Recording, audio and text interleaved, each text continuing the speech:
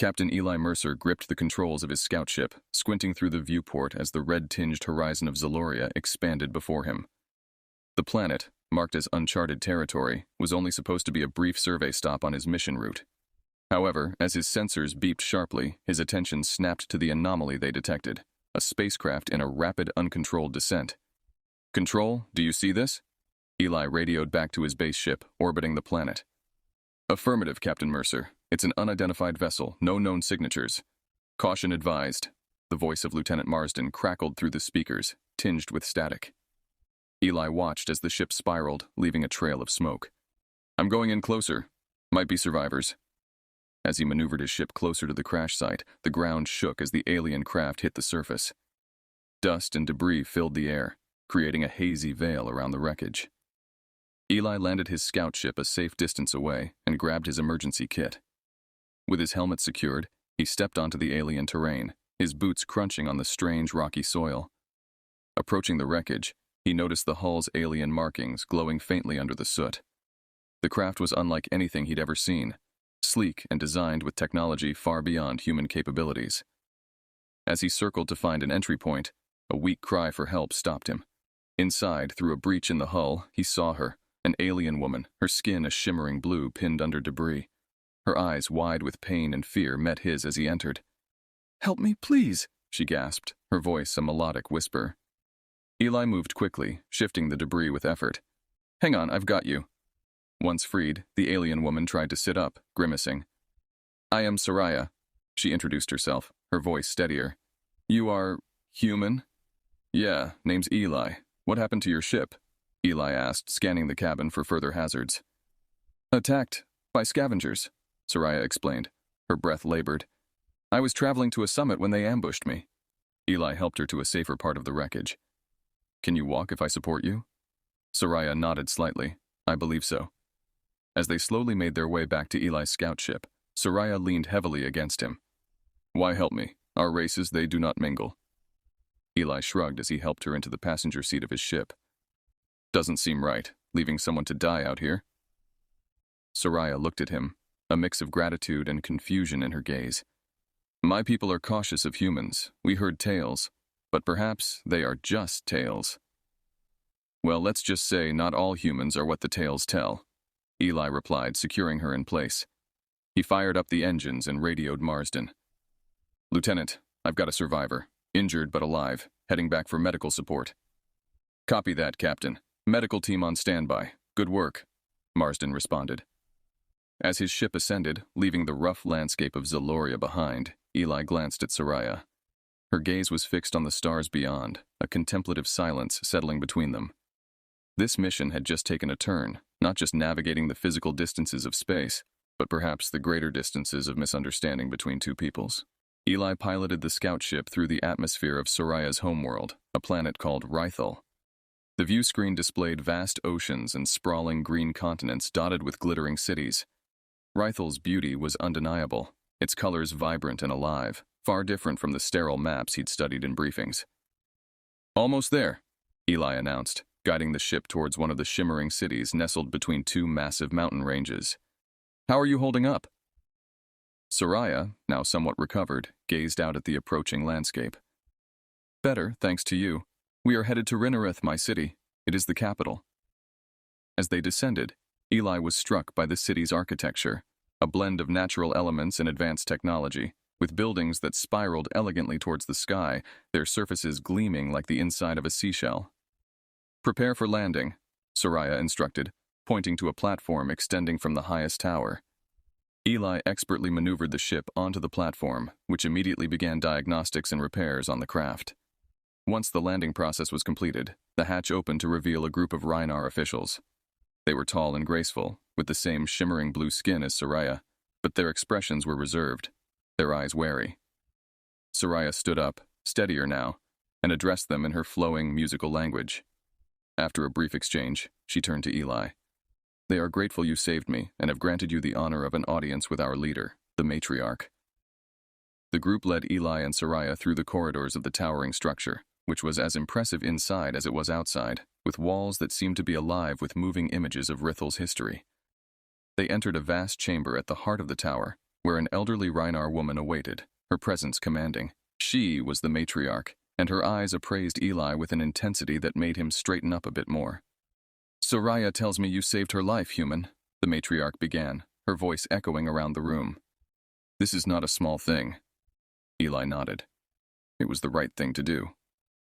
The matriarch continued. "We are not ignorant of the tensions between our races.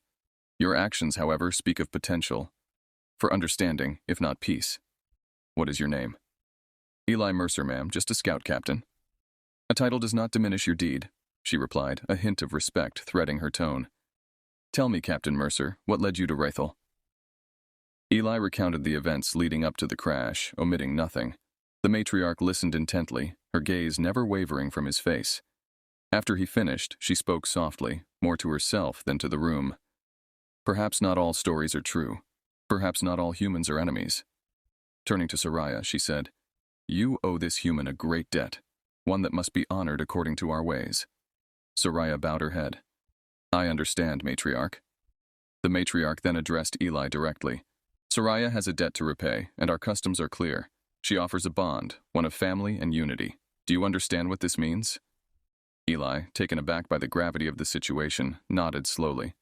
"I think I do, ma'am." "It means," Soraya interjected, "that I would offer you a connection to my family. My daughters, Lyra and Seren, would be pledged to you in marriage. This is a high honor, meant to bring our peoples closer." Eli stood in silence, the weight of her words sinking in. Marriage, to an alien. This was beyond anything he had ever imagined. The matriarch observed him quietly. "Take your time, human. This is not a decision to be made lightly." As Eli looked between Soraya and the matriarch, he realized the enormity of what was being asked. It wasn't just about survival anymore. It was about bridging two worlds. Eli stood by a large window overlooking Rinnerith, watching the intricate dance of light and shadow across the city as the sun set behind the mountains. The offer of marriage to Soraya's daughters weighed heavily on his mind, intertwining with his sense of duty and the unexpected opportunity to form a bridge between human and Rhinar cultures.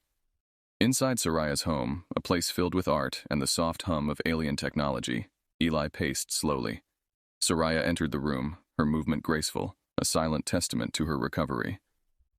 "You seem troubled, Eli," she observed, her voice carrying a gentle concern. Eli stopped pacing and faced her. "I'm honored, Soraya, truly. But marrying your daughters, this is not something I expected. I'm just a scout, not a diplomat. Are you sure this is wise?" Soraya approached, her expression earnest. "What you did for me, saving my life without hesitation, shows more than just bravery. It shows a heart willing to reach across the void between our peoples. My daughters are aware of what I am offering, and they trust my judgment." Eli sighed, running a hand through his hair. "I just don't want to disrespect your customs by rushing into this. I'd like to meet them, get to know them, if that's all right." "Of course," Soraya replied, a soft smile curving her lips. "It would be unconventional to proceed any other way." Later that week, Soraya arranged for Eli to meet her daughters, Lyra and Seren, in a more informal setting. A garden filled with exotic plants and bioluminescent flowers, a peaceful place meant for open conversation and understanding. Lyra, the elder, possessed a quiet confidence and an inquisitive mind. She approached Eli with a composed curiosity. "My mother speaks highly of you, Captain Mercer. She believes you could be a catalyst for change." Seren, more outgoing and expressive, offered Eli a warm smile. "We understand this must be overwhelming. Our traditions probably seem strange to you." Eli chuckled softly. "A bit, yeah. But I'm honored to meet you both. I just want to make sure that whatever decisions are made, they're made right, respectful to both sides." The conversation flowed surprisingly easily. Lyra and Seren shared insights into Rhinar culture, their personal interests in the arts and sciences, and their aspirations for their people. Eli shared stories of Earth, the diversity of its cultures, and his experiences exploring the stars. As the evening progressed, Eli found himself genuinely enjoying their company. The initial shock of the proposal gave way to a deeper understanding of what this union could mean. Not just a diplomatic alliance, but a real connection, built on mutual respect and curiosity. When the time came to part, Soraya rejoined them, seeing the ease with which they interacted. "You all seem comfortable with each other. That is a good beginning." Eli nodded, looking between Lyra and Seren. I'd like to spend more time with them if that's okay, to really understand what this bond would mean for all of us. Seren's eyes sparkled with something like mischief. We would like that too. There is much we can learn from each other, Lyra added, and not just about our cultures, perhaps about ourselves as well. As they walked back to the house, the stars twinkling above in the alien sky, Eli felt a cautious optimism. This was uncharted territory in more ways than one, but for the first time since he'd landed on Rithel, the path forward seemed not just necessary, but right. The days turned into weeks as Eli continued to immerse himself in Rhinar culture, learning their language and customs with Lyra and Seren's guidance. His days were filled with intense study and lively discussions, and his evenings were spent sharing meals with Soraya and her family, discussing everything from Earth's history to Rhinar philosophy. One afternoon, while walking through one of Rinnereth's public gardens with Lyra, Eli voiced a growing concern. I'm starting to understand your ways, but I can't shake the feeling that not everyone is happy about me being here. Lyra looked at him thoughtfully. You are observant. Yes, not all are pleased. Our society values tradition and your presence. It challenges many established norms. Eli stopped, looking at a sculpture that depicted an ancient Rhinar legend. I don't want to be the cause of strife. Maybe this idea, us, it's too soon.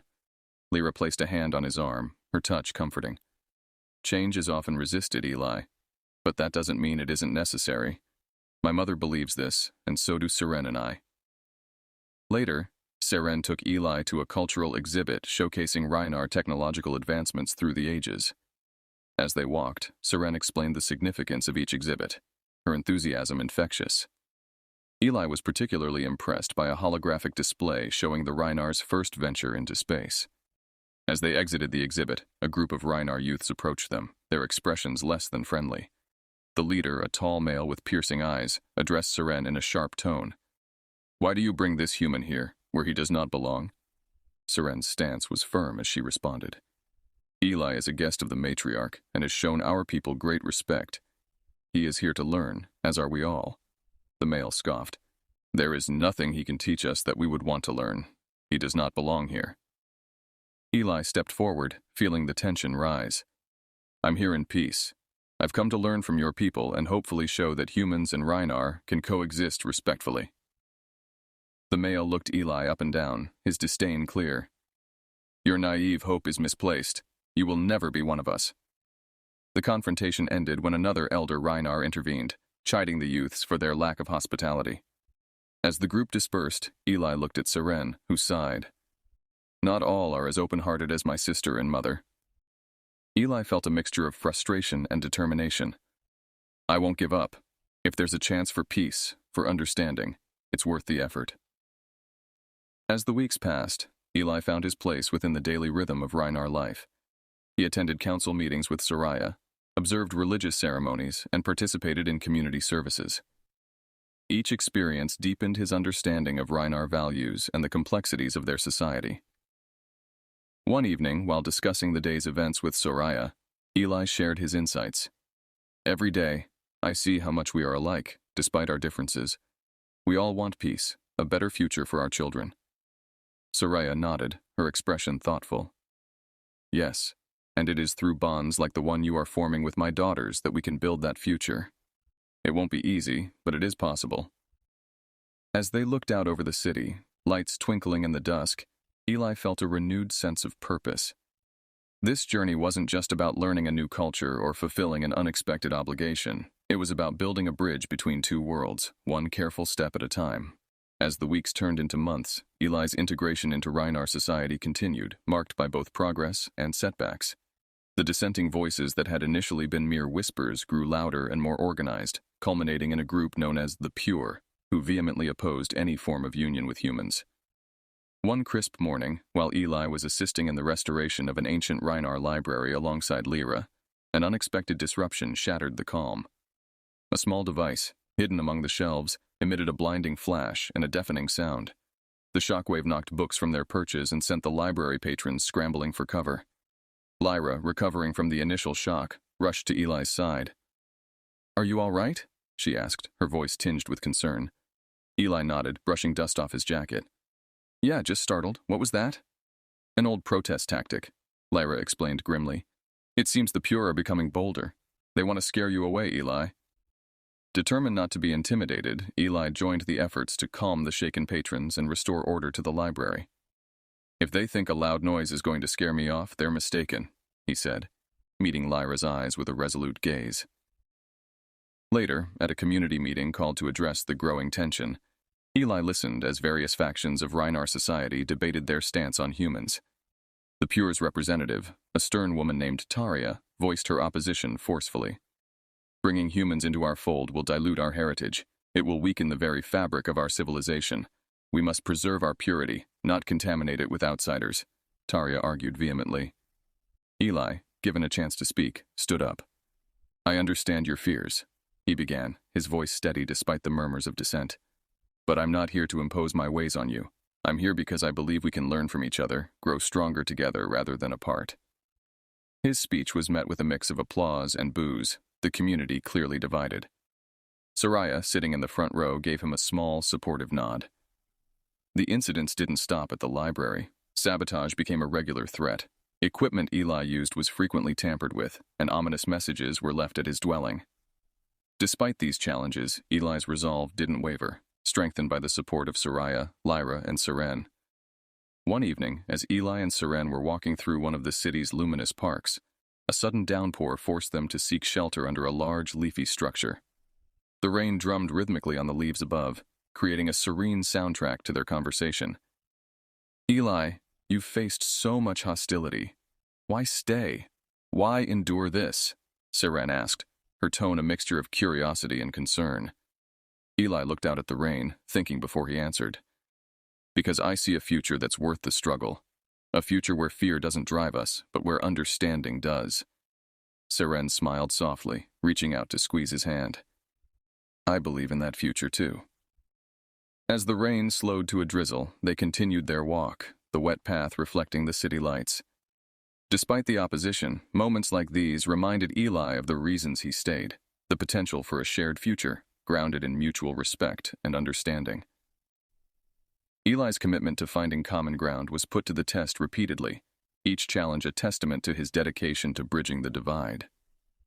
With each act of defiance from the Pure, Eli's resolve hardened, his actions speaking louder than words, proving his commitment to peace and integration, regardless of the obstacles thrown his way. The day of the dual wedding ceremony arrived, marked by a rare alignment of Rithol's twin moons, an auspicious sign, according to Rhynar tradition. The event was to be held in the grandest hall of Rinnerith, a stunning venue chosen for its historical significance and breathtaking views of the planet's luminous seas. Eli, dressed in a traditional Rhynar ceremonial robe tailored to honor both his and the Rhynar heritage, stood beside Lyra and Seren, who were adorned in resplendent gowns that shimmered with the light of the moons. The hall was filled with a mixture of Rhynar and a few human delegates who had traveled from Earth to witness this unprecedented union. As the ceremony began, Soraya approached, her own attire a radiant blend of Rhynar craftsmanship and human aesthetic influences. She placed a hand on Eli's shoulder, her expression a mix of maternal pride and solemnity. Today, we not only unite families but potentially our worlds. Your courage brings us to this hopeful point, she whispered before taking her place among the guests. The Rhynar matriarch initiated the ceremony with a traditional invocation, calling upon the spirits of the planet to bless the unions. Her voice echoed powerfully through the hall, capturing everyone's attention. As she spoke, the intricate patterns on the walls of the hall illuminated, depicting scenes of Rhynar history and symbolizing the potential for a new chapter. Lyra and Seren then each took a turn to speak. Lyra, her voice calm and clear, shared her hopes for understanding and collaboration between their peoples. Seren, with her characteristic warmth, expressed her joy and the love she had come to hold for Eli, not just as a partner, but as a symbol of peace and unity. Eli stepped forward, feeling the weight of countless eyes upon him. He spoke from the heart. I came to Rhythal as a stranger, driven by duty and curiosity. I stand before you now, humbled and honored, to pledge my life not only to Lyra and Seren, but to the ideal that together we are better than we are apart. May our union be a bridge between our worlds. Just as the ceremony reached its peak, a sudden disruption shattered the momentary peace. A loud crash echoed through the hall as a group of dissenters from the Pure burst in, armed and shouting protests. The crowd erupted into chaos, with Rhinar security quickly moving to intercept the intruders. Amidst the confusion, Eli's instincts kicked in. He moved swiftly to shield Lyra and Seren, his body tensely prepared for any threat. But it was the Rhinar security, proficient and precise, who contained the situation, swiftly neutralizing the threat posed by the Pure. The matriarch, undeterred by the attempt to disrupt the ceremony, raised her voice to restore order. Let this moment be a testament to our resolve. No fear or hatred can overshadow the power of unity we celebrate today. With the dissenters removed, the ceremony resumed, the atmosphere now charged with a renewed sense of purpose and determination. Eli, Lyra, and Seren exchanged traditional Rhinar vows, intertwining their hands as they did so, symbolizing the entwining of their lives and peoples. As the ceremony concluded, the guests rose in a standing ovation, moved by the resilience and dedication shown by all. The twin moons shone brighter, casting a soft glow over the hall, as if blessing the union themselves. The evening ended with festivities that showcased the best of both Rhinar and human cultures, music, dance, and a display of culinary delights that brought everyone together in celebration. Despite the earlier conflict, the joy and hope for the future remained undimmed, a strong foundation for the new bonds forged that day. In the wake of the disrupted ceremony, the atmosphere on Raythel was one of heightened vigilance and reflection. The bold actions of the Pure had sent ripples through both the Rhinar and human communities, igniting debates about the future of interspecies relations. Despite the initial shock, the incident served to strengthen the resolve of those advocating for unity. The day after the ceremony, Eli, along with Lyra, Seren, and Soraya, attended a special session of the Rhinar Council, convened to address the events and chart a way forward. The large, circular chamber buzzed with the low murmurs of representatives from various districts of Raythel. As they took their seats, Soraya leaned over to Eli. Today will be significant. Your actions, and the courage shown by all yesterday, have swayed many. We must speak with conviction. The council session opened with the matriarch recounting the events. She praised the bravery of the security forces and commended the guests for their composure. Turning the discussion to the broader implications, she highlighted the need for a robust dialogue on integration and cooperation. One by one, council members voiced their thoughts. While a few remained skeptical, the majority expressed a newfound respect for the potential benefits of closer ties with humanity. The sentiment shifted noticeably towards a cautious, yet optimistic willingness to explore these new relationships. During the session, Eli was given the floor. Standing before the council, he felt the weight of the moment. I came to Raythel as a stranger, he began, his voice steady and clear. But yesterday, I saw strangers stand together against hatred. We are different, yes, but in our hopes and dreams for a peaceful future, we are aligned. Let us not allow fear to blind us to the opportunities that lie in unity. His speech was met with applause, a sound that resonated with hope in the chamber. It was a testament to the shift in perception among the Rhinar. Eli was no longer just a human. He was a partner in their journey toward a shared future. In the days that followed, the council implemented new initiatives to foster understanding between the two species. Educational exchanges, joint research projects, and cultural celebrations were planned. Lyra and Seren became ambassadors of sorts, roles they embraced with enthusiasm and dedication, eager to build on the foundation that their marriage to Eli had established. Meanwhile, the reaction on Earth was one of mixed astonishment and cautious optimism.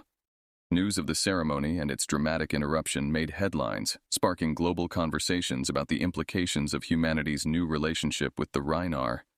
Eli, Lyra, and Seren often spent evenings discussing their day's experiences and planning their roles in this broader dialogue. One evening, as they looked out over the cityscape from their new home, Eli expressed his thoughts. I never imagined my journey would bring me here, yet I cannot think of any place I'd rather be. Lyra smiled, her hand finding his. We are just beginning, Eli. There is much to do, and many challenges ahead. But together, I believe there is no hurdle we cannot overcome. Seren, always the more vocal, laughed softly. And think of the stories we'll tell our children. They'll grow up in a world where their heritage spans the stars. As they stood together, the skyline of Rinnerith before them, the three shared a quiet moment of contemplation. The path ahead was uncertain and undoubtedly fraught with challenges, but it was paved with the promise of unity and mutual respect. a new chapter not just for them, but for all of humanity and the Rhinar. The events at the wedding had catalyzed a change, one that might one day lead to a truly integrated society, coexisting peacefully within the vast universe. As the sun rose over the horizon, casting a golden glow over the city of Rinnerith, Eli, Lyra, and Seren prepared for a journey unlike any other. After months of deep integration and cultural exchange, they had decided to take their message of unity beyond Rithal. Today marked the beginning of their galactic tour, aimed at promoting peace and cooperation, not just between humans and Rhinar, but among other civilizations as well. Eli packed the last of his belongings into their spacecraft, a sleek vessel designed collaboratively by Rhinar and human engineers. It was a symbol of their joint efforts, equipped with the best of both technologies. "Are we all set?" he asked, looking over at Lyra and Seren, who were securing their own items. "Yes, everything's ready," Seren confirmed, her eyes bright with excitement. "I still can't believe we're doing this." Lyra, ever the planner, checked off items on her digital device. All essentials accounted for, we're ready to make history. As they boarded the spacecraft, a crowd gathered to see them off. Among them were Soraya, the matriarch, and various members of the Rhinar Council, as well as human dignitaries who had traveled to Rithal to witness this historic departure. Soraya approached Eli, embracing him warmly. "You carry with you the hopes of all Rhinar," she said, her voice thick with emotion. "Show the galaxy that peace is possible." Eli nodded solemnly. "We will. Thank you for everything." The matriarch then stepped forward, her gaze sweeping over the trio. "You three represent the best of what our peoples can achieve together. Go forth with our blessings." With final farewells, Eli, Lyra, and Seren boarded the spacecraft, the hatch closing behind them. As the engines hummed to life, they settled into their seats, the familiar rush of anticipation filling the cabin. The spacecraft lifted off, ascending into the crisp morning sky, leaving behind the planet that had been the stage for so much change. As they broke through the atmosphere and into the starlit vastness of space, Eli took a moment to reflect on the incredible journey that had led him here. "Hard to believe it all started with a crash landing," he mused aloud. Lyra smiled, taking his hand. "Sometimes the most unexpected paths lead to the greatest destinations." Seren looked out the viewport at the stars streaking by. "We have a chance to change minds, to show that unity isn't just an ideal, but a reality.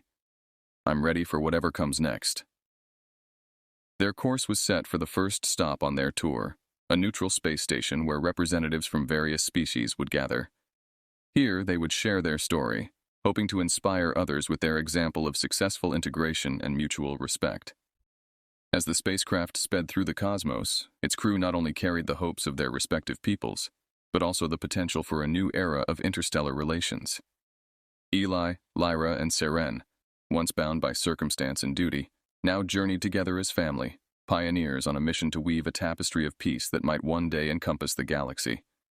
Their adventures would be many, their challenges great, but as they ventured into the unknown, one thing was certain: they were ready to face whatever lay ahead, together, as a testament to the power of unity and the enduring spirit of exploration and reconciliation.